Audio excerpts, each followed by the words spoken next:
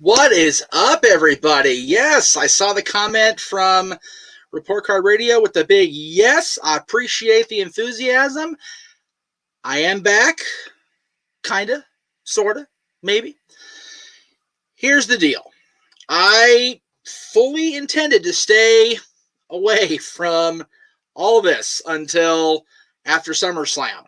I was going to be a good soldier and stick to my word and do basically what all you said I wouldn't do, which was go against what I said, and that's perfectly justified for the record. I totally get you guys saying that. Not even gonna lie. But I will say this. As happens in life, things kind of just fall into your lap. They really just kind of happen.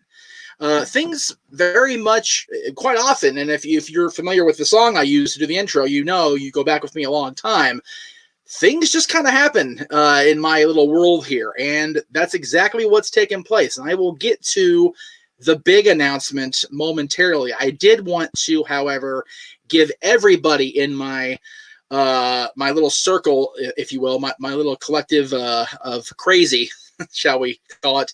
I've been using the all-in-one promo here for a while now, so I'll go ahead and throw that up first. You know, there's my links there. There's everywhere you can find me. You can buy the shirt I'm wearing. Let me just skip that. Hi, there it is. Hi. Right there at the Spring Store, JEFF MEACHAM NETWORK. You can find me on the social media links.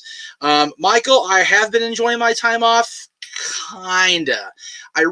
Again, let me do the shill thing, and then I'll get into the deep, heavy head stuff. Greg's links, JJ's links, our buddy Alex, our buddy Laura. There they are. All their various links. Do I have? Oh, yeah.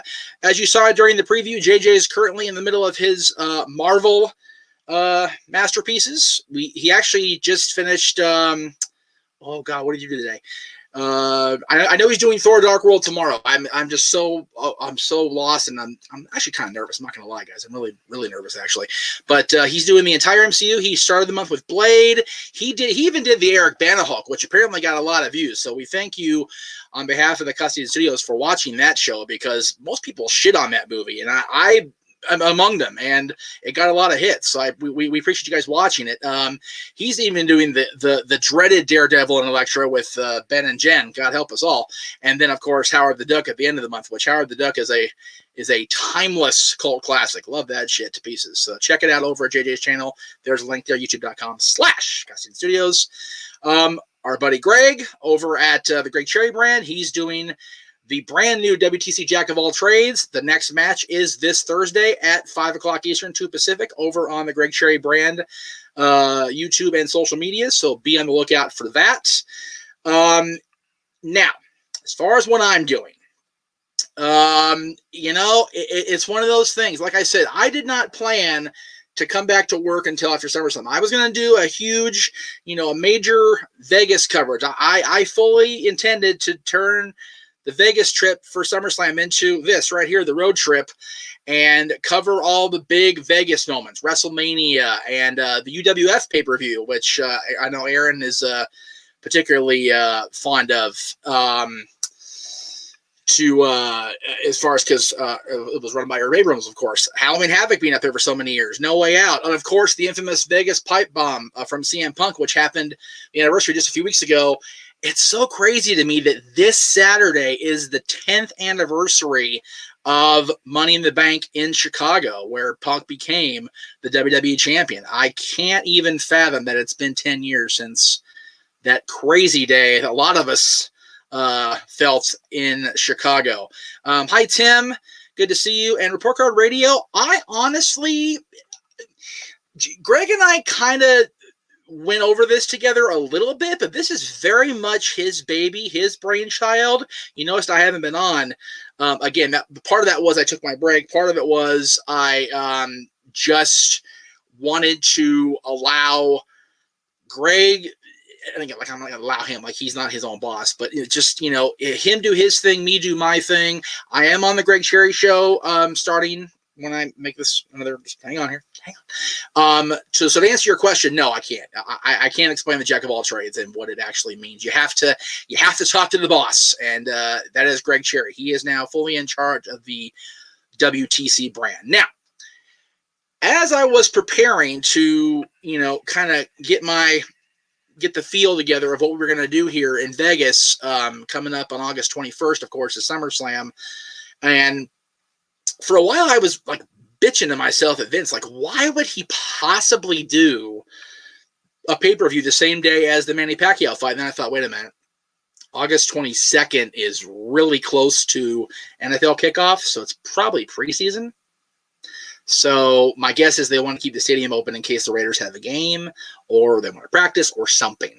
That's where I went in my head. So as I'm preparing for this trip, I get a message from Dylan's maternal side, his mom and her parents, and we had been talking for a while now about Dylan going on a trip with them to another part of the world that had nothing to do with what I'm going to talk about here, and I was very much against it for a variety of reasons, and kind of went back and forth a little bit, and then we decided, okay, what about this? And they pitched this to me, and I said, damn it, that sounds good, because each of these places that you're going to see here momentarily are deep and rich in wrestling history. So I'm going to take this little trip that Dylan is going on with his mom.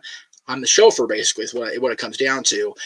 They're going to 3 different Six Flags parks across this great country of ours. And with that, here we go.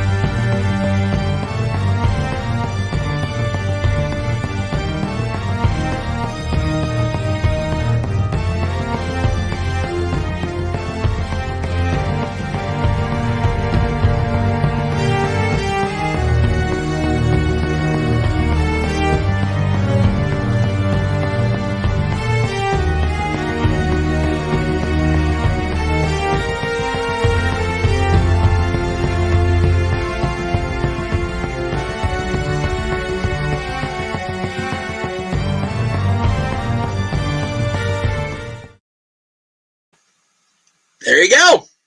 That's the announcement.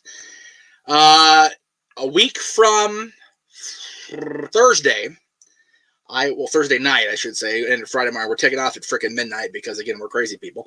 I'll be heading to Atlanta, Georgia, the home of WCW, the home of the 1996 Olympics, where Kurt Angle won a gold medal with the broken frickin' neck, of course. We'll be there for 2 days. Then we fly into Chicago, which I honestly, and I feel like such a poor professor, I'd forgotten how rich in history Chicago is. I mean, that upper left-hand corner there, that's the rematch in Comiskey Park, but the original match between George Hackenschmidt and Frank Gotch to crown the very first recognized, undisputed World Heavyweight Wrestling Champion took place in Chicago at the Dexter Amphitheater or something. I'll have to find it when we get there. But man, so much history in Chicago, so much history in Atlanta. I mean, WCW is definitely the focal point and the old Crockett era. But I mean, God, you know, the formation of the Alliance in 2001, the big Stone Cold walkout in 2002, which led to McMahon resuming full control of the company, and then the general managers down the line. WrestleMania 27, where The Miz inexplicably walked out the WWE champion still. The ascension of Goldberg, the finger poke of doom. There's so much history, and what's really fucking cool is that all of that you saw on the screen there is within 5 miles of the hotel, which I'm just like, oh, day pass on the bus, thank God, because my ass don't drive. So very much looking forward to Atlanta. Again, Chicago, you've got the original world title match, you've got WrestleManias, you've got the first SummerSlam. The SummerSlam 94 was the very first event at the United Center, which of course is now the home of the Bulls and the Blackhawks. And I did talk to them today on the phone, and I can't go all the way in because of the COVID restrictions, but I can go inside and take a picture with the Michael Jordan statue, which for me, that's flipping awesome. I'll do that all day. You have, of course, as I said, Money in the Bank 10 years ago, this Saturday. God darn it, man. Where Punk did his thing. Extreme Rules the following year, where Brock made his pay-per-view return. NXT TakeOver Chicago with that unbelievable match between Dunn and Pete Dunne, Tyler Bate for the UK Championship. So much stuff there. Now, okay, Six Flags Discovery Kingdom is up in Viejo, California. And granted, not a whole lot of wrestling history up that way. But if I go across the water into the Bay Area, San Francisco and Oakland, of course, I've got the Cow Palace, which you've got Kurt Hennig becoming the AWA champion. You have a great card featuring Sting versus Flair as the main event. Super Brawls 7, 8, and I think we just lost power. No, I didn't. I just came unplugged. Okay, cool. Super Brawls 7, 8, and 2000. So that's awesome. And then you've got, of course, Eddie Guerrero becoming the WWE champion at No Way Out 2004, again with Brock Lesnar involved. So that, for me, it's just so awesome that I've got such a huge, like I said, it fell into my lap, guys. It really did. So, no, I'm not coming back to work full-time just yet. What I am going to do is film at all these locations, every single one of them, all these cities, and just get a ton of content, as much as I can filled. And then August 2nd, as you saw on Talk Wrestling, we're back in business, baby. I mean, there it is. There's the schedule for August. The footage from Atlanta, Chicago, San Francisco, SummerSlam, and the recap of SummerSlam also on that Monday. And then the last Monday of the month, August 30th, will be a recap of the NWA's weekend in St. Louis, which I'm really looking forward to seeing that as well. It's going to be friggin' awesome. You know, Tim, I said the exact same thing. Stat Boy asked me where I was going. Six Flags Over Georgia is correct. And I think Great America is the name of the place in Chicago, but I couldn't remember either when I was talking to him. And then Discovery Kingdom up in Viejo. Yeah, again, you guys have followed me enough where you know I worked at Six Flags. I'm not a coaster kid. I used to be. You know, it is what it is. But like I said, once I get Dylan and his mom off into the transit over to the parks, Atlanta-wise, I've got a 5-mile corridor. That's a day pass on the bus, and I can hit. I mean, I'm talking center stage where they take WCW Saturday Night for so many years. The original Techwood, the TBS studios on Techwood Drive. I don't think they're there anymore because of the whole Warner Media explosion thing now. But I know the building. I'm pretty sure the building's still there. So hey, there it was. Centennial Park. Again, the Olympics were there. Just so much history. And I found out that the original Atlanta Municipal Auditorium is still standing as Dahlberg Hall over at the university. So I was told I could go pop in there and go, this is where they taped Georgia Championship Wrestling for so many years. So ton of history. So excited to go into Atlanta and Chicago.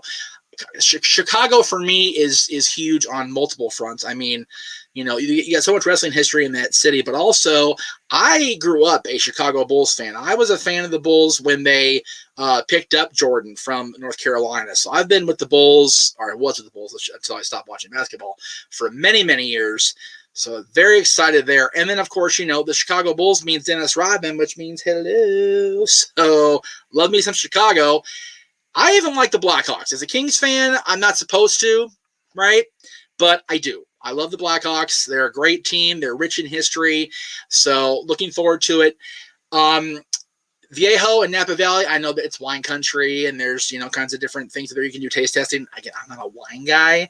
I'm not even really a beer guy anymore. So it's kind of like, okay, that's cool. But if I can figure out the transit without having to shovel out a shit ton of money, I'm fine with going over the bay, you know, into San Francisco and checking out the Cow Palace, because the Cow Palace goes beyond those events I showed you there on the graphic. I mean, the Cow Palace goes way, way back. I think it was built in the 20s or something. So, or here, I think it says on the graphic I put up. Let's just not be an asshole.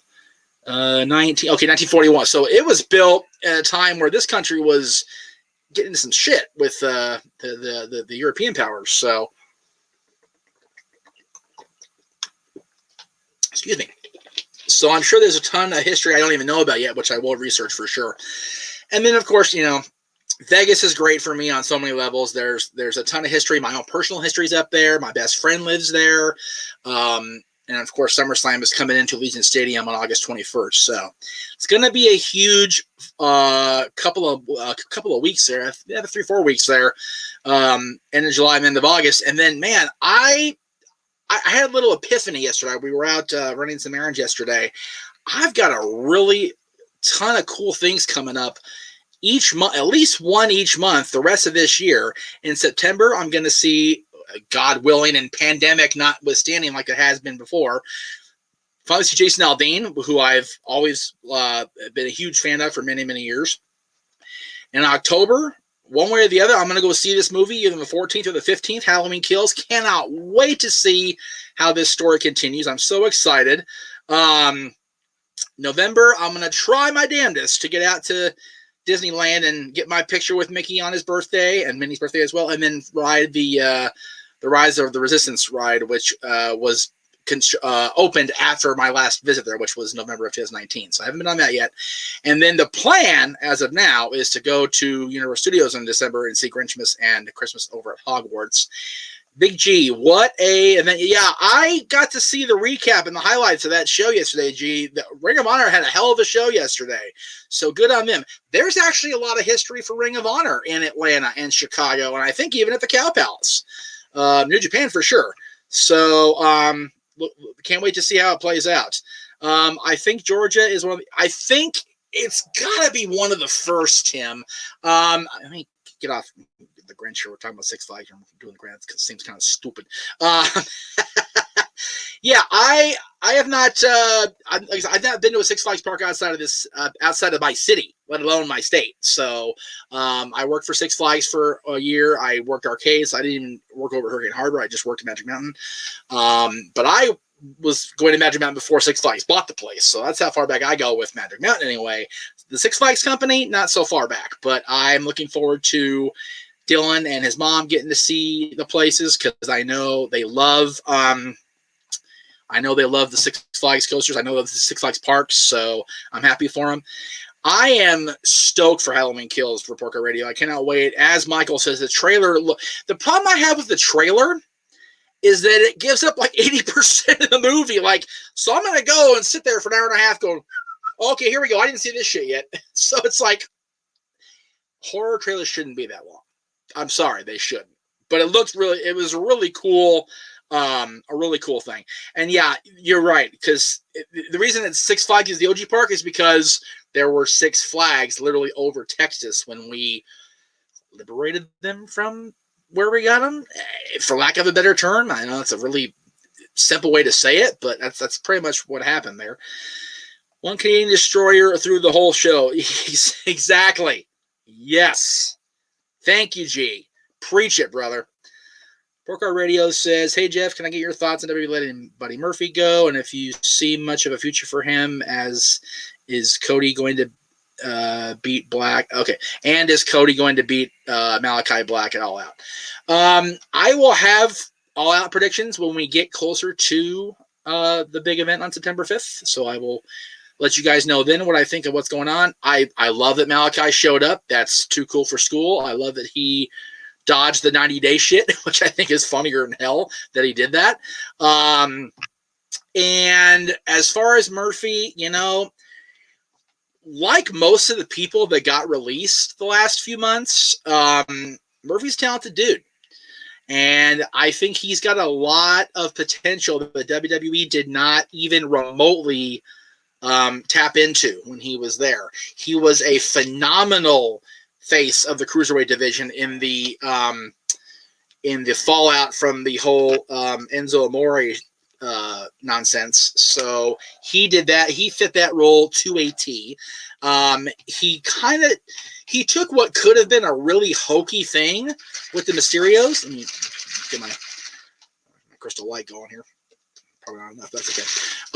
And really made it work. And I bought into Murphy being with the Mysterios. I thought it was a cool thing.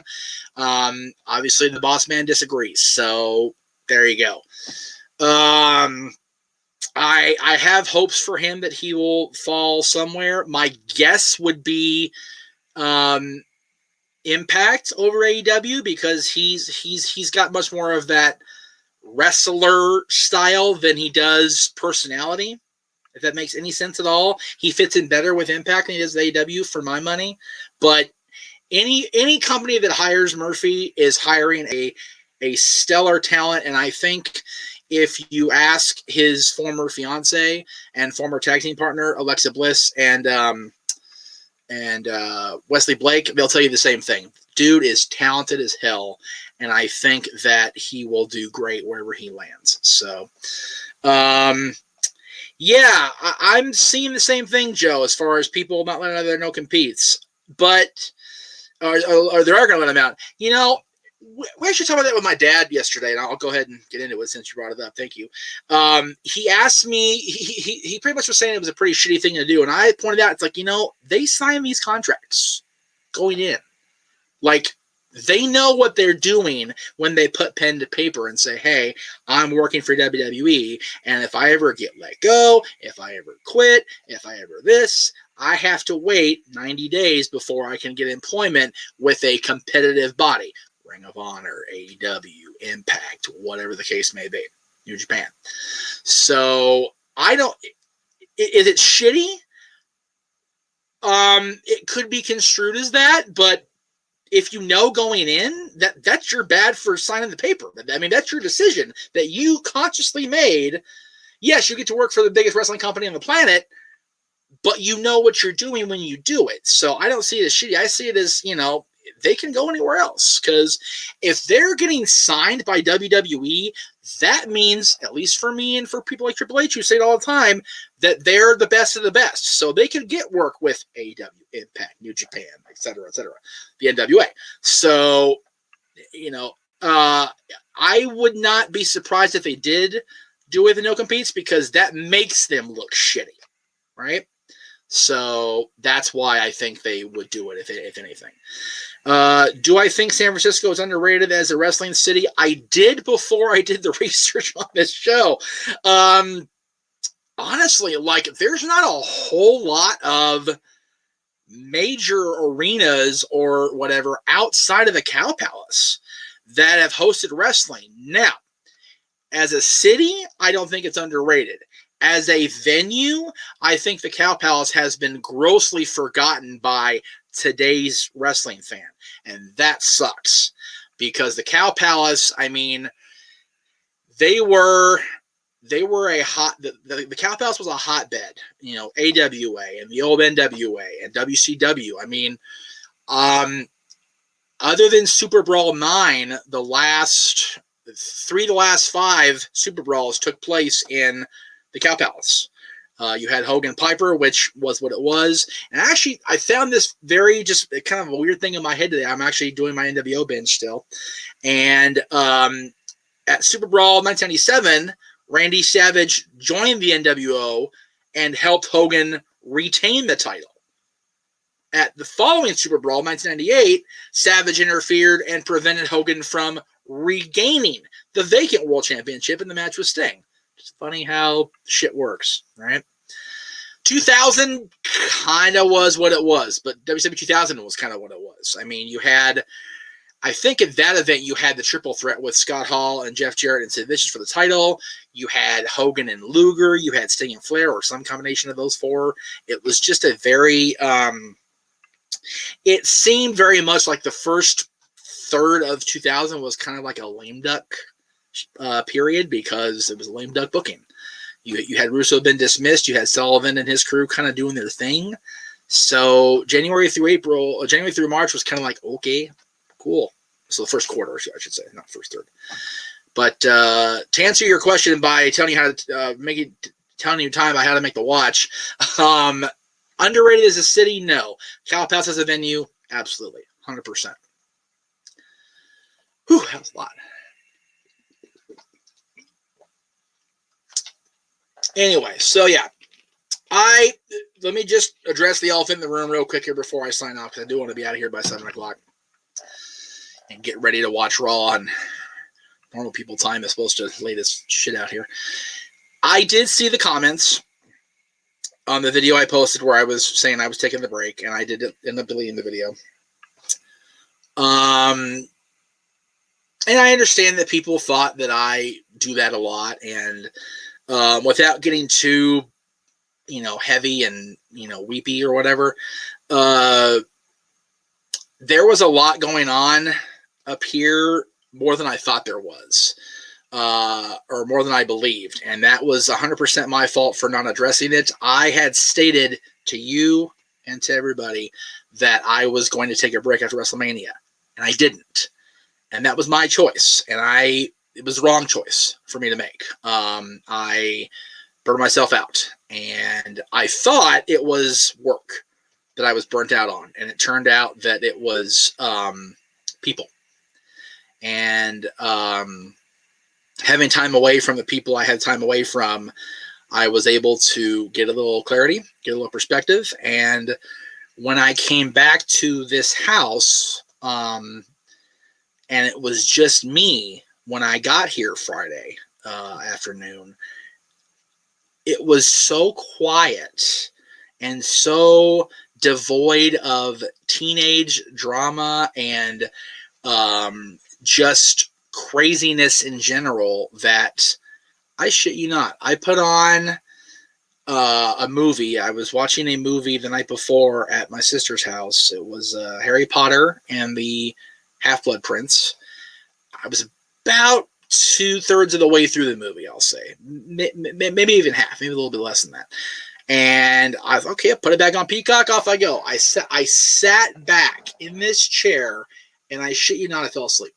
Just boom. Fell asleep because it was so quiet and so peaceful, and I hadn't had that kind of peace and quiet and clarity, honest to God, since WrestleMania, that my body was like, what the shit? Conk. Out. That's when I had my epiphany about doing this and letting you guys know that I'm okay. I will continue to be okay. And while I am returning to work here on this channel full-time, and of course, social media, as you're watching me on Twitter and Facebook, which I appreciate, by the way, we're returning to work full-time beginning, again, August 2nd. There you see the layout again. This Saturday, as I mentioned, is the 10th anniversary of the Money in the Bank 2011 crazy day, and I will be joining the official prediction show for NoDQ.com as we take a look at this Sunday's Money in the Bank pay-per-view for 2021. So I'm not sure the time I'm at yet, honestly. I was trying to find the time, and I couldn't get an answer just because we haven't been talking a whole lot today. So, but be on the lookout. I will be there Saturday, coming up on the NoDQ.com YouTube channel for the official predictions for Money in the Bank, which is, again, this Sunday, 10 years and a day after Money in the Bank in Chicago, which was just a crazy night. And again, I'll get to see that. I'm very, very happy I get to see that venue. I'll probably be across the street at the Target doing it. Hey, look, there's the Allstate Arena, because they don't let tours in yet because it's still closed. But yeah, I'm looking forward to it. So again, That's coming up for me, guys. Thank you so very much. I really appreciate it. And one more time, here's a look at what's coming up and our affiliates. For now, have a great night. We'll see you soon.